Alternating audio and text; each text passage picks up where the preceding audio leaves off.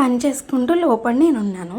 ఈ అబ్బాయి కంట కనిపెడుతూ ఉండమన్నాడు కదా మా బావ, ఎందుకైనా మంచిదని మళ్ళీ బయటకు వచ్చాను. కొంచెం సేపు అయిన తర్వాత చూస్తే ఎక్కడా లేడు. సరే అని చెప్పి గేట్ తీసి చిన్నగా బయటకు వెళ్ళి చూశాను. అక్కడా లేడు. డాబా పైకి ఎక్కి మొత్తం చుట్టూరు గమనించిన, ఎక్కడా కనిపించట్లేదు. ఇదేంటి, అమ్మో ఈయన అసలే చూస్తూ ఉండమన్నారే, ఎక్కడా కనిపిస్తలేదని మళ్ళీ భయంతో ఇల్లంతా తిరిగేసాను, ఎక్కడా కనిపించట్లేదు.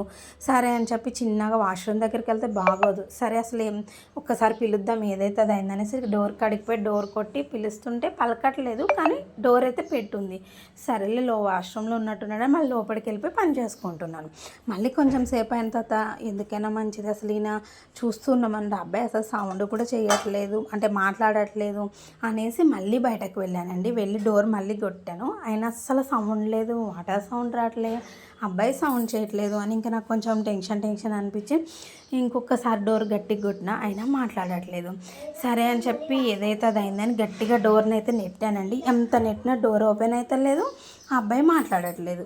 ఇంకా డోర్ నెడుతూ ఉన్నా నా వల్ల కావట్లేదు, డోర్ ఓపెన్ అయితే లేదు.